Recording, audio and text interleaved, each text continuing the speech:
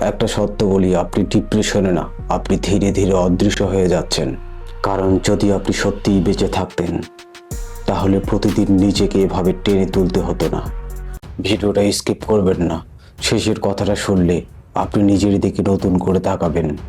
আপনি কি জানেন, মানুষ মারা যাওয়ার আগে নয়, মানুষ আসলে অনেক আগেই মরে যায়। যেদিন আপনি কাউকে কিছু বলা বন্ধ করেছেন, যেদিন আপনি আর ব্যাখ্যা দেওয়া ছেড়ে দিয়েছেন, সেদিন থেকে আপনার অর্ধেক মৃত্যু শুরু হয়েছে। আপনি এখন আর কাঁদেন না, কারণ কান্না করতেও শক্তি লাগে। আপনি কি লক্ষ্য করেছেন, এখন আপনি কারো অভাব অনুভব করেন না?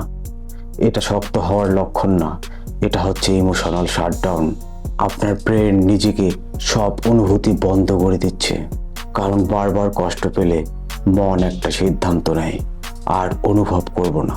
কিন্তু সবচেয়ে ভয়ঙ্কর বিষয় জানেন, যারা আপনাকে কষ্ট দিয়েছে তারা এখন ঠিকই ঘুমাচ্ছে, আর আপনি আপনি রাত জেগে নিজের অস্তিত্ব নিয়ে যুদ্ধ করছেন।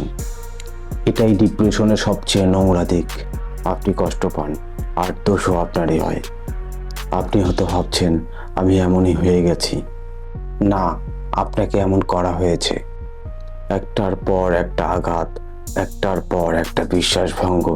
শেষে আপনার মাথা শিখে গেছে কিছু না অনুভব করাই নিরাপদ।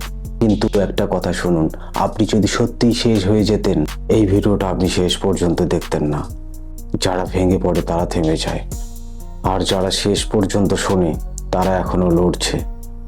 আপনার ভেতরে এখনো অনেক কিছু আছে যেটা মরতে রাজি না। এই ভিডিওটা প্রমাণ আপনি শেষ না। আপনাকে চুপ করানো হয়েছে, মুছে ফেলা হয়নি। এখন সিদ্ধান্ত আপনার, অদৃশ্য হয়ে যাবেন নাকি নতুন করে ফিরে আসবেন নতুন জীবনে, সুন্দর জীবনে।